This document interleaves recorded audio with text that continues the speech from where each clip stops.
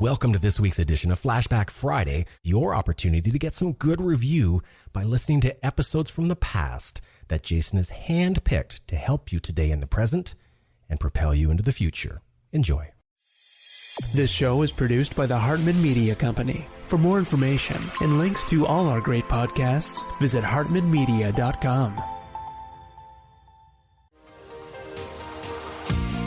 Welcome to the Creating Wealth Show with Jason Hartman. You're about to learn a new slant on investing, some exciting techniques, and fresh new approaches to the world's most historically proven asset class that will enable you to create more wealth and freedom than you ever thought possible. Jason is a genuine self-made multimillionaire who's actually been there and done it. He's a successful investor, lender, developer, and entrepreneur who's owned properties in 11 states, had hundreds of tenants, and been involved in thousands of real estate transactions. This program will help you follow in Jason's footsteps on the road to your financial independence day.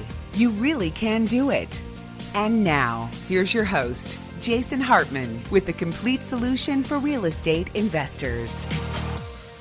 Welcome to the Creating Wealth Show, episode number 912. Thank you so much for joining me today. This is your host, Jason Hartman, and I am happy to say our guest today will be someone I've been trying to get on the show for many, many years. We almost got him on the show several years ago. He is who I think might be one of the world's most legitimate politicians. Well, he's a former politician, still a doctor, and that, of course, is Dr. Ron Paul. He was a congressman for 20 some odd years, and he's just got a great history. He's got some great ideas. He is loved by both sides of the political aisle in this day of very divisive world in which we live. Ron Paul is thought of very highly by both liberals and conservatives, but especially by libertarians, which, in my opinion, is the only legitimate choice for a political party, is to be a libertarian, because the best government is a small government. And then you get all of your socially liberal policies, and you get your fiscally conservative policies, essentially, with the libertarian camp. So it's the best of all worlds, the best of all worlds.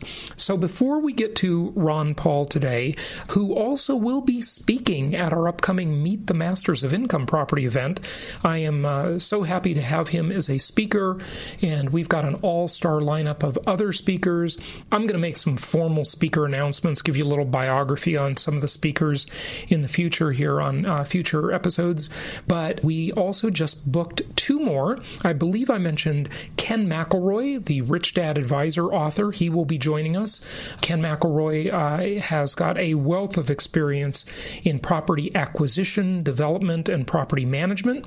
And then also, I did not mention to you yet that my old friend Jeff Myers, the real estate market researcher, Jeff Myers of Myers Research, will be speaking as well. So think about it. We've got the two leading real estate market researchers in the entire country speaking at our event: John Burns Real Estate Consulting, and Jeff Myers, who used to employ John Burns, is speaking as well with Myers Research. You're going to get some fabulous information, just a phenomenal outlook on what is going on with the economy, what is going on with the housing market. Of course, we've got several other speakers that I have mentioned before, but Jeff Myers is new on the roster, and Ken McElroy is fairly new on the roster as well. So before we get to Ron Paul, I want to talk to you about a couple things.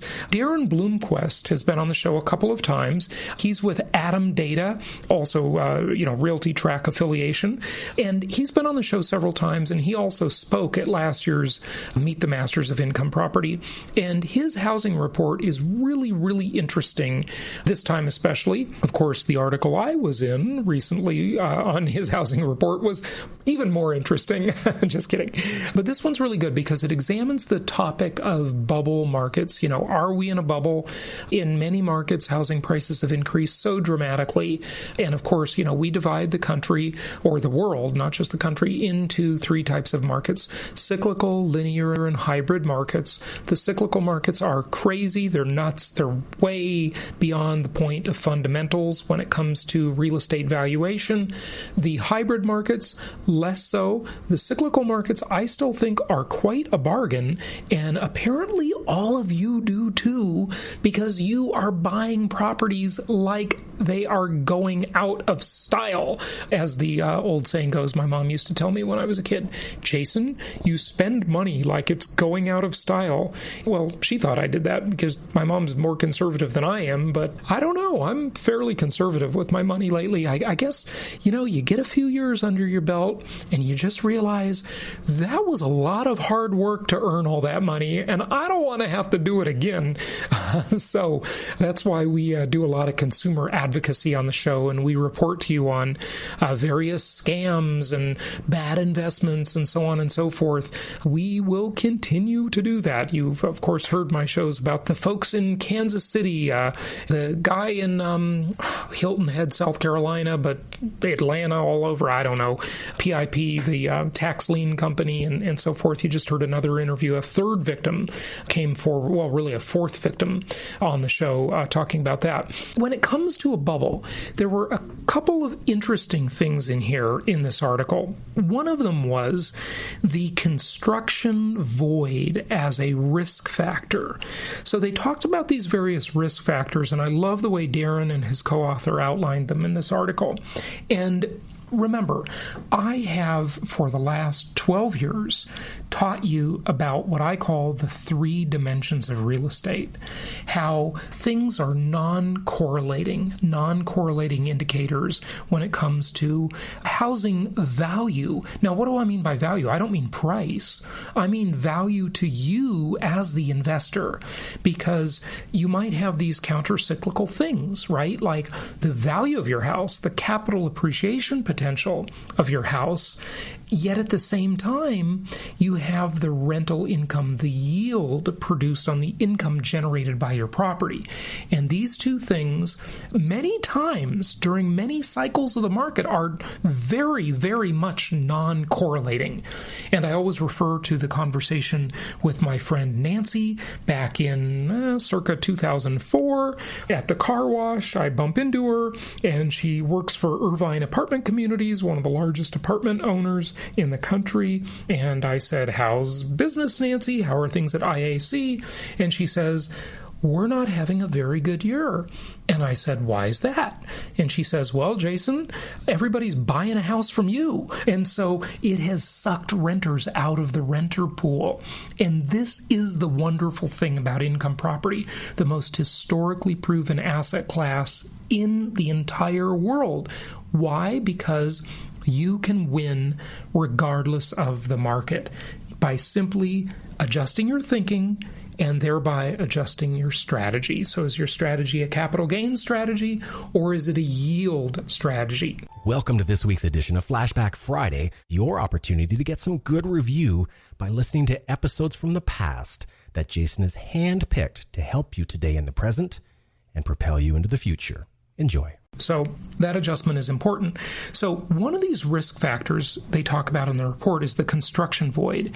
And this is pretty startling. Are you ready for this? Okay, let me read this to you. Housing risk factor number 4, the construction void.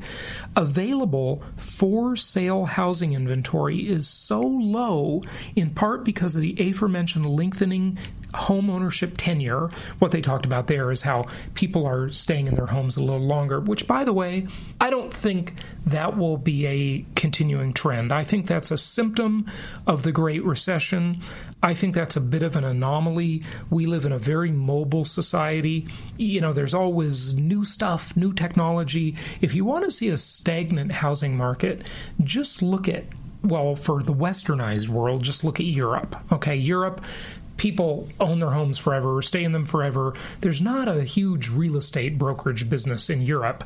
Now, of course, you could go much further than that, and you could say, well, what about Russia? What about, what about Eastern Europe, the former Soviet bloc, right? Even more so there, but I'm talking about even in Western Europe, much less activity in terms of move-up buyers, right? So the homeownership tenure has increased. Again, I don't think that is a long-term trend, but right at the the moment, it increased to, I believe, 8.3 years. So a little longer than normal. Typically that's a 5 to 7 year turn, right? So in part because of institutional investors, so we talked about homeownership tenure, in part because of institutional investors who acquired hundreds of thousands of single-family homes as rentals near the bottom of the market and are continuing to hold on to these homes. Well, that's in part true, but it's not completely true. Lots of those have also been liquidated as well. So, I predicted that the institutional buyers would not love this business because it's very fragmented, and the temperament of big institutional buyers is that they can deploy billions and billions of dollars worth of capital very easily. They can manage it very easily, even if they get lower returns. Hey, it's not their money.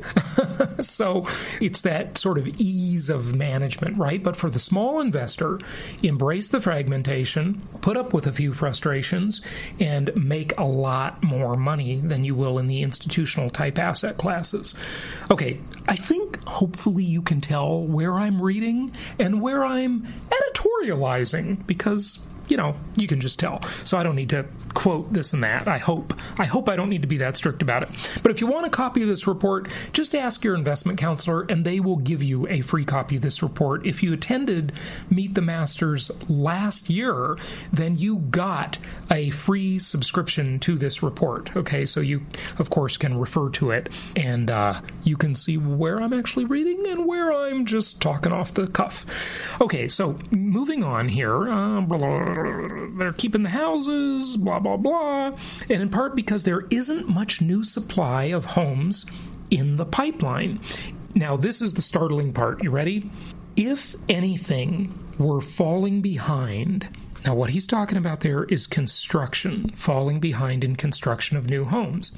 HUD and the Census Bureau estimate that we're likely to market 610,000 new single-family homes this year based on June sales figures.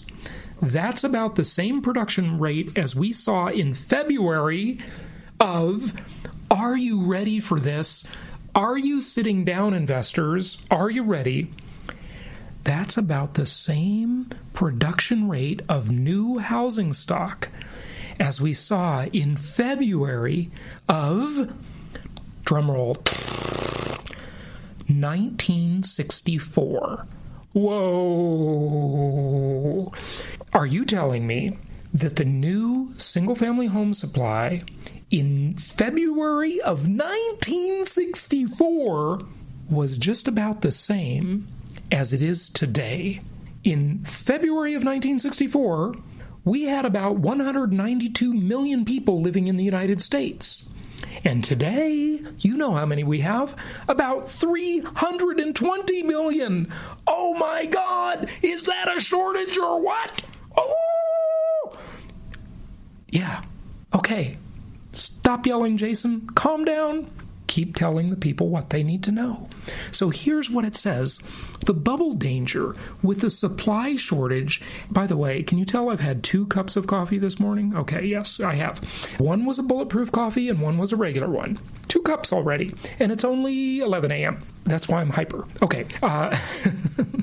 The bubble danger with a supply shortage, home prices can quickly rise, thus reducing the pool of qualified borrowers and cutting sales. Well, prices go up, fewer people qualify, you got to drive further, drive until you qualify to the outlying areas of any metro area, and cutting sales. But folks, and this is just me talking, as I've told you before, what this ultimately means, and this is what it means with inflation, but also with asset inflation. Remember, there is a distinction, and I think I even alluded to this in my interview with Ron Paul, coming right up here in a moment, is that the asset inflation issue is not really counted in the consumer price index when it comes to inflation, right? So what happens is that people have to come to terms with accepting less. They just get less. Less housing, higher density, lower quality, smaller square footage, inferior locations, inferior school districts, you're just going to get less as you have asset price inflation and people are priced out. That's the reality of the world, okay? You just get less.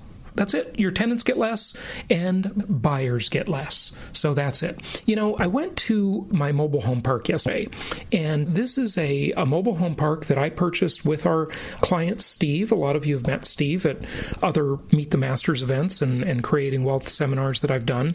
And I went and met with Steve yesterday, went down to the mobile home park. It's about 90 miles south of Las Vegas. I drove down there in my new car, not a Tesla, thank you very much, in my new non-Tesla, primitive but wonderful gasoline-powered German car. It was such a joy. You know, Tesla owners have something they call range anxiety. You know, we adults, we've all heard of performance anxiety, right? It's a male thing. Okay, so range anxiety, that's what Tesla owners have, range anxiety, because you're always worried about your stupid battery running down. A tank of gas in my new German car, my new high-performance, beautiful German car that cost $40,000 less than my $117,000 Tesla that they finally took back because it was such a lemon. Oh, God. I can go 492 miles on a tank of gas. What a joy. Anyway, enough of the tangent, Jason. Get back to business here. I went down to my mobile home park yesterday. Steve and I met with the contractor. We looked at the further improvements that we're making to the park. Really, really exciting stuff. And so, as you know, I own apartments, single-family homes, and mobile home park, and I love to partner with clients, by the way. I love to partner with clients. So if you want to partner on any of your deals out there, clients, I've got cash, and I would love to invest. I have more cash than I do time to invest. So if you need a cash partner, look me up, jasonhartman.com. Okay, so I'm having lunch with Steve after we looked at the park, and I said, hey, Steve, do you remember when you used to come into our office a couple of days a week back in 2010? And remember how we were writing letters of intent, one after another on all these different properties, apartments, self-storage facilities, mobile home parks. We were really interested in the mobile home park thing. And we just had so much competition. The buyers were lining up to buy these assets. Multiple offers. We got outbid. We just wouldn't pay the price to buy anything. And so we didn't buy anything. We bought this park that we have together now about 3 years ago, I guess, on a 1031 exchange when we sold another 125-unit apartment complex that we had in Scottsdale, Arizona. And what happened here? We look back, it's 2017, we're sitting at lunch, I'm talking to Steve about this, and Steve and I both looked at each other in kind of a depressed fashion, thinking we should have just agreed to the price every seller wanted and bought everything we could. If we would have just bought everything we could get our hands on, we would be so much richer today. And that's always the thing. The price always seems too high at the time. The reluctant investors lament. You've heard it before. I hesitate to make a list of all the countless deals I've missed. Bonanzas that were in my grip, I watched them through my fingers slip. The windfalls which I should have bought were lost because I overthought. I thought of this, I thought of that. I could have sworn I smelled a rat. And well, I thought things over twice. Another investor grabbed them at that price. Well, that's the reluctant investor's lament, right?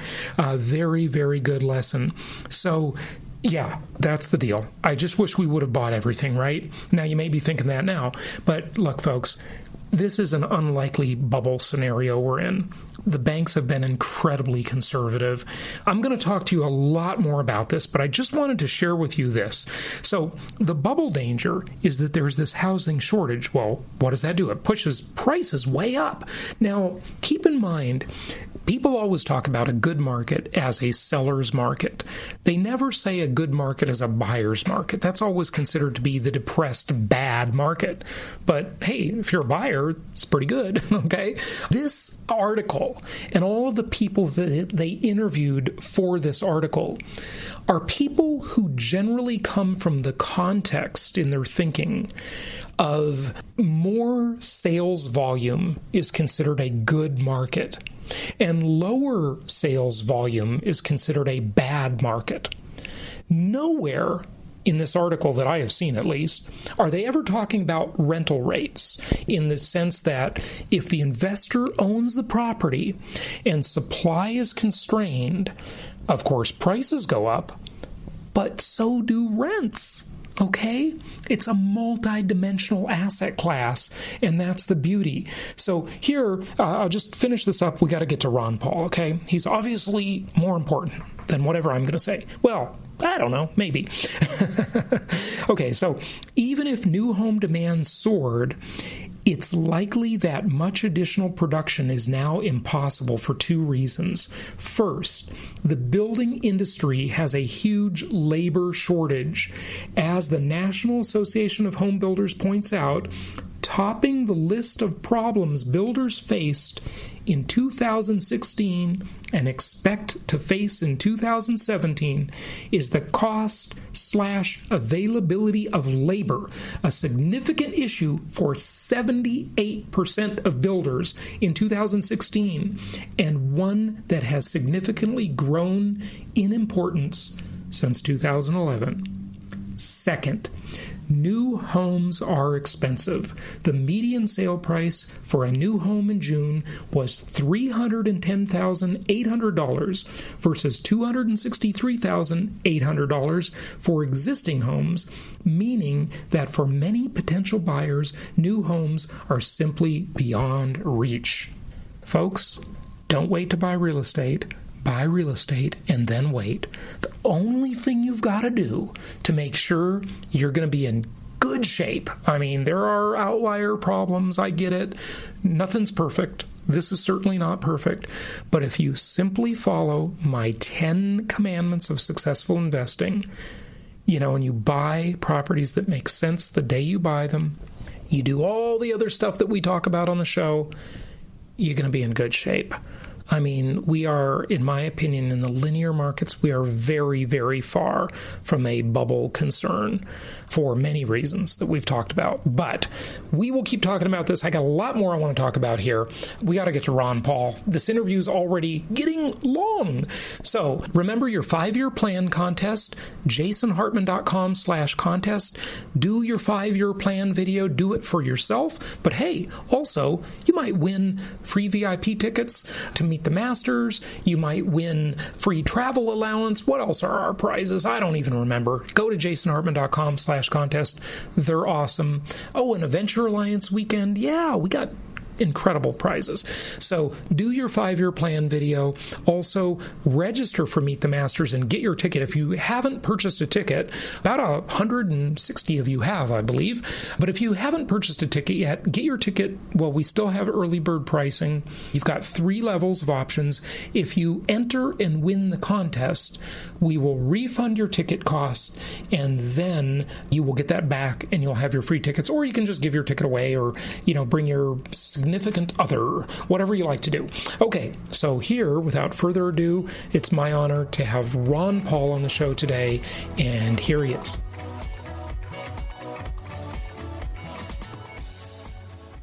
It's my pleasure to welcome Dr. Ron Paul to the show. Of course, you know his name. He's a former congressman for many years, and he's known as America's foremost advocate for liberty. He spent 23 years in Congress. He was an outspoken critic of the banking system and some of the monetary and fiscal policy that we have, and it's just a real pleasure to have him on the show today. I've been a fan of his work for many, many years, and I know a lot of you in our audience are as well.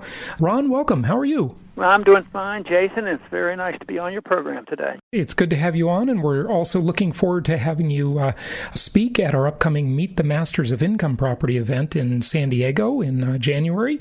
So we can't wait to see you there. You've talked a lot about the true meaning of liberty over the years. What is the meaning of liberty? I mean, this is a word that people throw around kind of carelessly. What does it really mean? I believe that you can start with, self-ownership, and that means you have responsibility for your own life, and you should have the ability to benefit from the fruits of your labor. And we've been drifting a far cry from that. I think the founders understood that position, that we as individuals have natural rights and that they don't come from the government, and that we ought to have the right to lead our life as we so choose, that we can seek our happiness. But they never put anything into the Constitution that said that the government will become automatic part owners in everything that you do.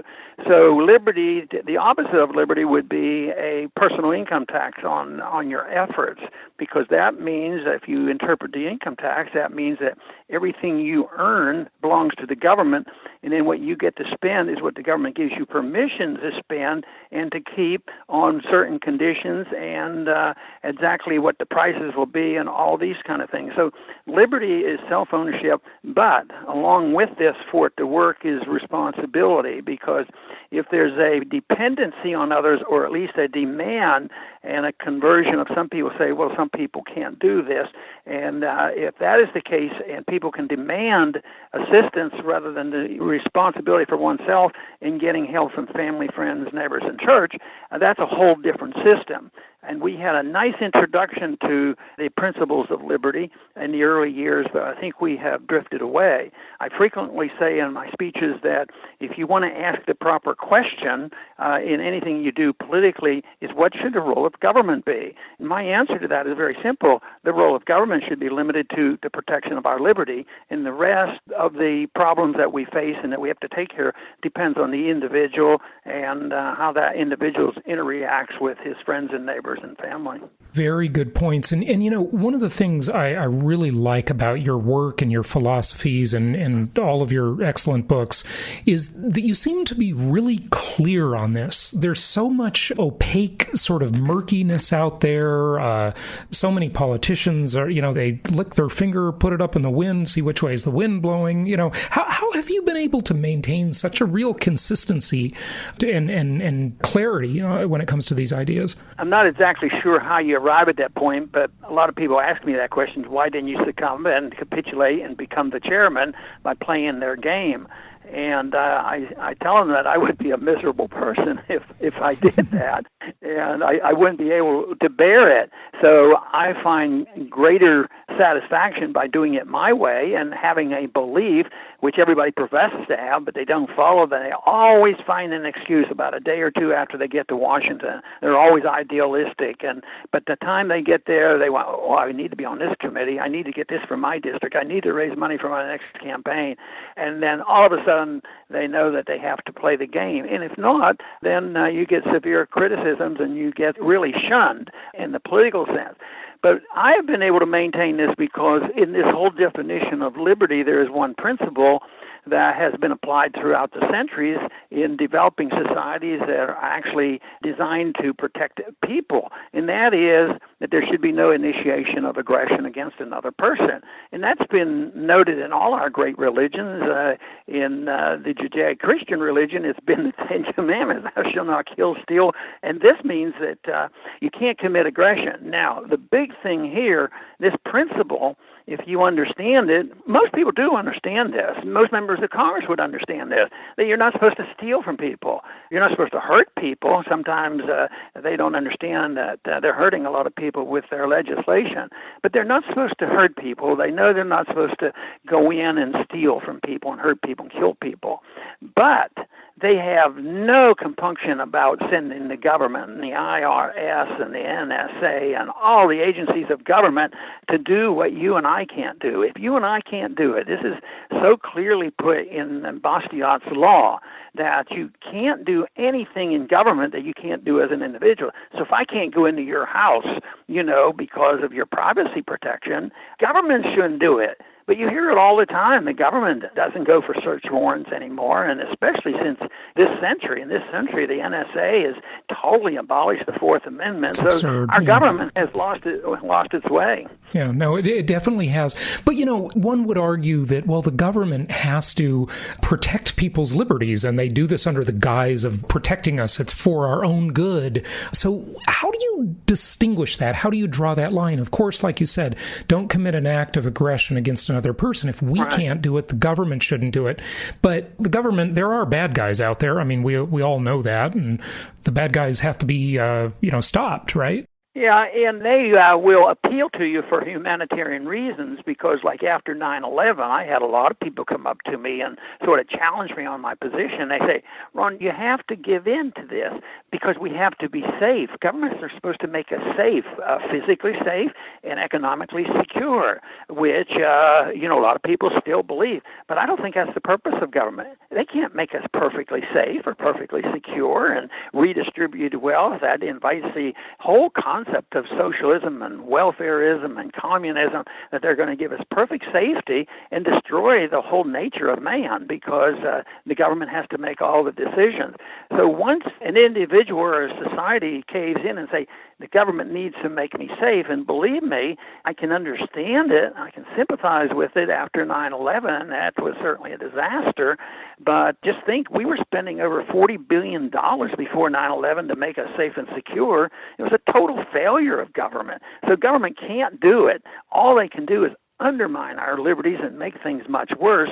So I think the practical argument has to be stated, the moral argument has to be stated, and then we have to refute those people so that, only the government can make us safe. I don't believe that is the case. I think when governments tend to do that, they make us unsafe and very poor, and we get involved in wars trying to make us safe and secure. Well, and then there's the whole issue of blowback of, why it happened in the first place, why 9/11 or any of these acts happened in the first place.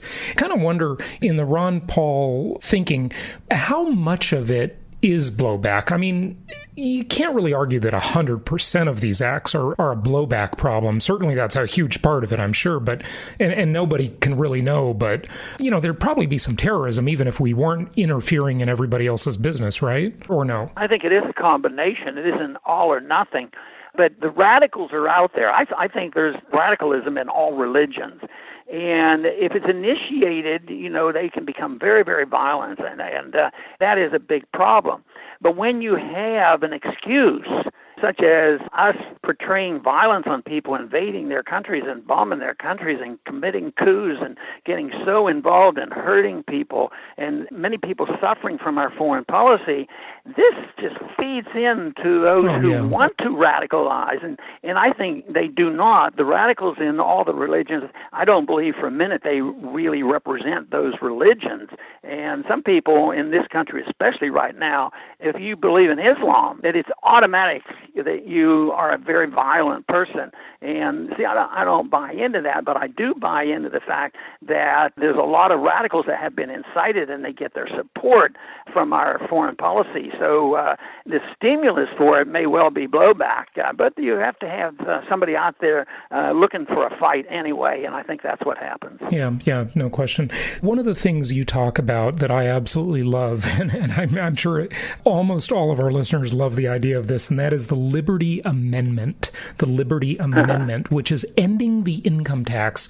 But Ron, how would the government survive? The government needs money to at least do the few things enumerated in our chartering documents, promote the general welfare, that's been blown way out of proportion, provide the common defense, that's been blown way out of proportion. All of this stuff is so far from original intent, obviously, but the government still needs some money to run. Where would it get it if we didn't have an income tax? Would it strictly be by inflating the money? That's another form of tax. Sure. It's like we have double taxation. I think the first question is do we have any examples of a country doing well without an income tax. And I will say, yeah, we did pretty well. From the time our country was started up until 1913, we didn't have an income tax. Of course, they tried it in the Civil War, and it was very small in 1913 on, but the principle was established, and that was very bad.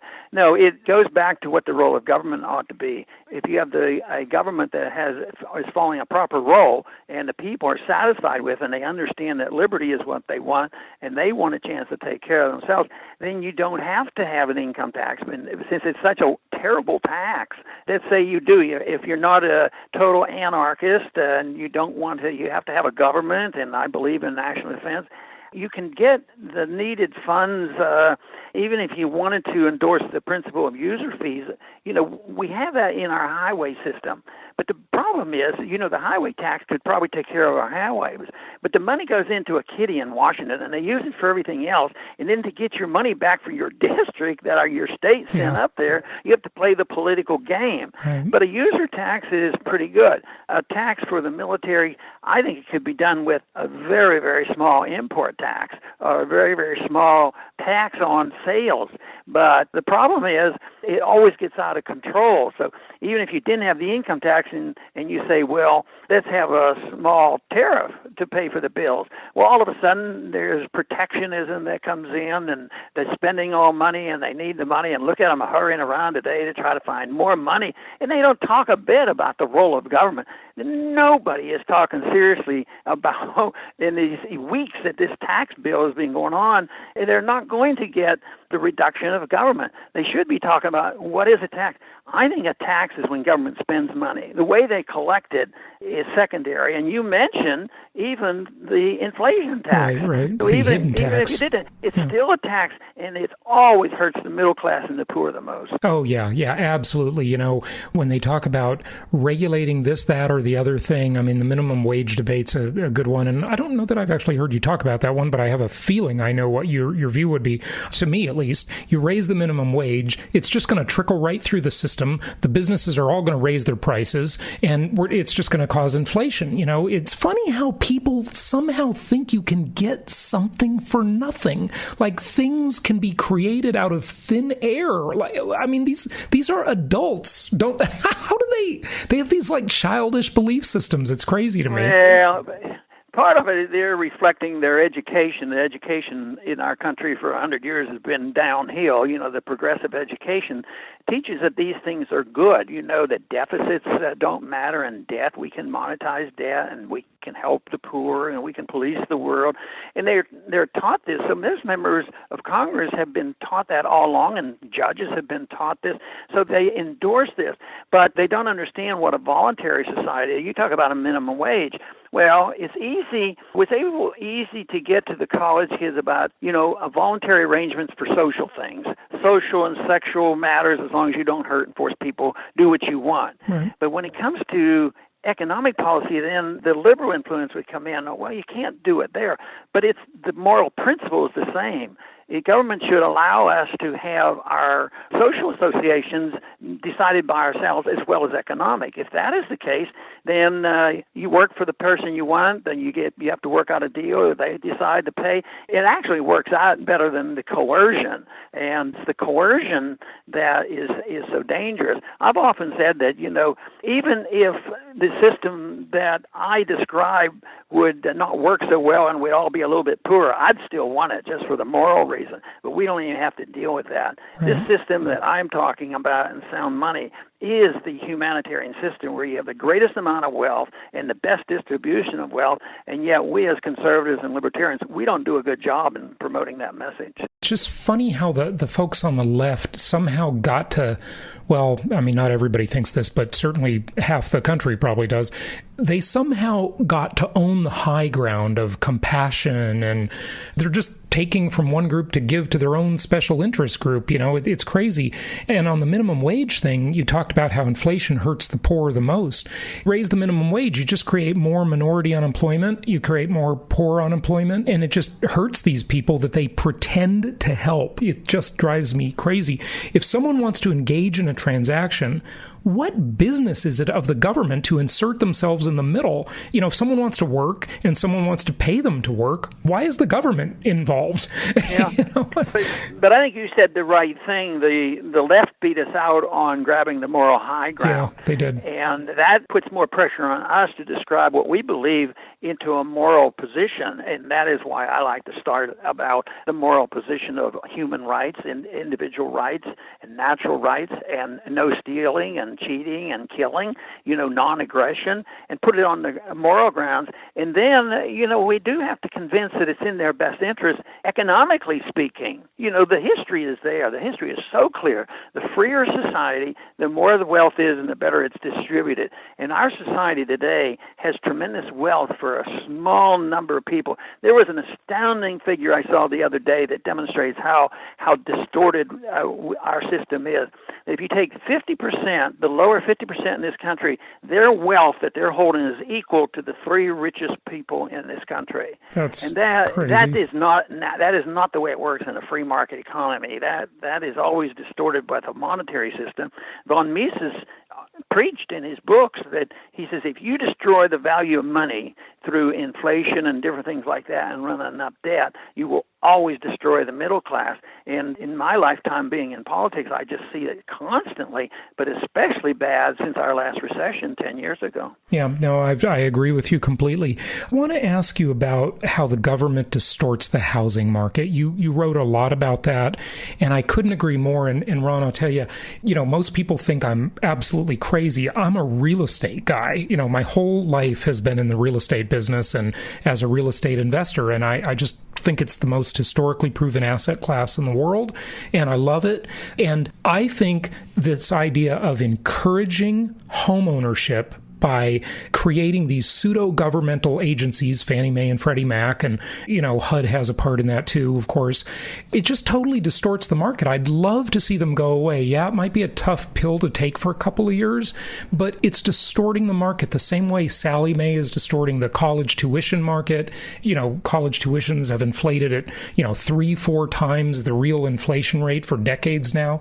The government distorts these markets, but what are your thoughts on the distortion in the housing market since we got so many investors, Yeah. There'd be something equivalent to Fannie Mae and Freddie Mac, but it'd be private and it would be okay. The distortion comes, and the economic distortion, which has caused the greatest harm, for ups and downs, is the manipulation of the interest rates. And that has a lot to do with housing. Right now, interest rates are still very low, and there's going to be, and there's distortion in the housing market again, as it is in student loans and cars and everything else. But the interest rates are lowered by the increase in the money supply, and it's the inflation. But that was natural. You have interest rates low, and when they're artificially low, you will always have malinvestment, but you don't know where. Now, the current people in the last 10 years, they're very confused because we want inflation. That's their purpose. We deliberately want to have 2 or 3%. It's the stated purpose, inflation. So they did this, and they can't understand why the inflation rate isn't high. But they're deceiving us. They're lying to us. The CPI is going up more than they admit to. Yep. They do this on purpose. But there's tremendous inflation in the stock market, the housing market. There's inflation, prices going up. Cost of medical care, it's gone up tremendously. Yeah. But the last housing market, and it continues today because I still hear it, and that is the Congress butts in and they compound the problems with the Community Reinvestment Act. Right, the CRA. And then they tell people and the bankers are already going to make a mistake because they don't have the right information about what the interest rates will be and what the savings rates are. So they come in and say, you will make these bad loans. Right. And then when they all go bust, and the people who promoted it, the mortgage people, they go broke, they get bailed out, and the people who were supposed to get these houses, they lost their jobs, and they're still not back in their house. And so we have a whole new generation right now that can't afford getting in our houses. So it's all by government manipulation, and it's a struggle, but they're not getting the right information in the school. And this is one reason why I spend as much time trying to get the right education for people, like in homeschooling, and work with the Mises Institute and get people to understand this, because that has to come first before you can expect the politicians to change in Washington. Washington is like they are now because Keynesianism, the philosophy of Keynesian interventionism in economics, they won the intellectual fight, and that's why we're suffering from what's going on in Washington. So the changes have to be outside of Washington. If it's a person like you who can teach this for practical reasons on how do you survive it and what do you do, they should also learn the message of exactly why the mess comes and why it's so hard. In the old days, when I was growing up, it was interesting to save some money, and we got 2 or 3% on our money, and we could see it. Now there's every reason in the world not to save money, not to teach kids, put $10 away every month. It's a bad deal. And watch the interest. It's terrible. It's backwards. Yeah, it's totally backwards. You encourage malinvestment, just like you said. You've got these iron triangles of special interests just feeding the Keynesian disaster. It's too bad Hayek didn't win the debate, but it's really a sad state of affairs. But no question, this encourages malinvestment. The problem you have here is that the most fundamental concept of markets and capitalism is the concept of price discovery. When the government is involved in all of these crazy things that they're doing, there's no real price discovery. We don't know what a house should cost or what a stock should cost or what anything should cost because there's just so much regulation and that influences it, and then manipulation of the currency and the tax code and all these messed up incentives that encourage people to do all these funny things that they wouldn't normally do.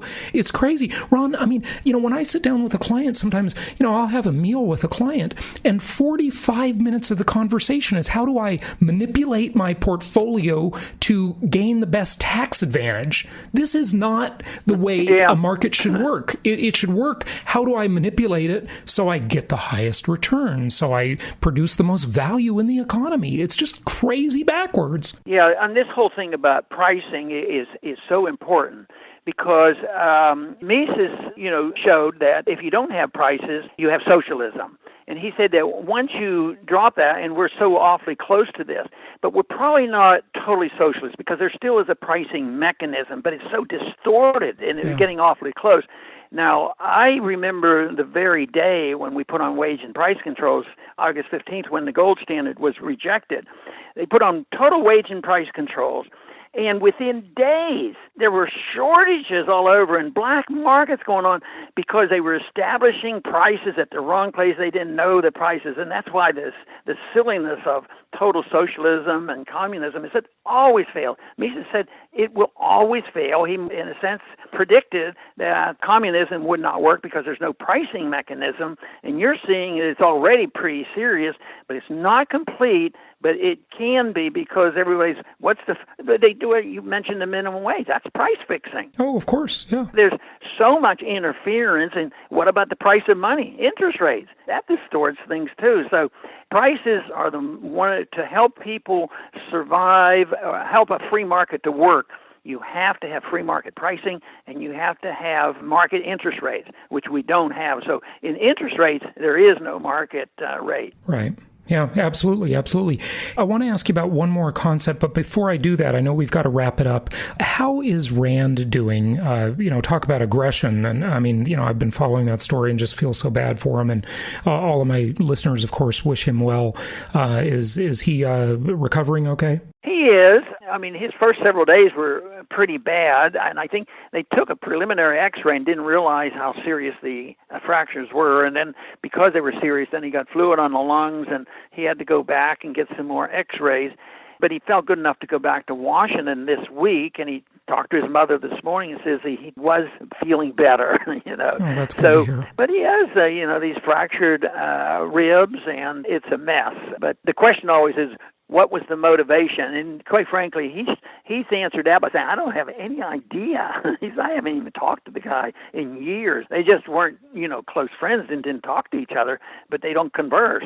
But anyway, it's a messy situation, but he's going to be okay. But I think that this case will go on for a little bit. Yeah, good to hear. I wish him a quick recovery.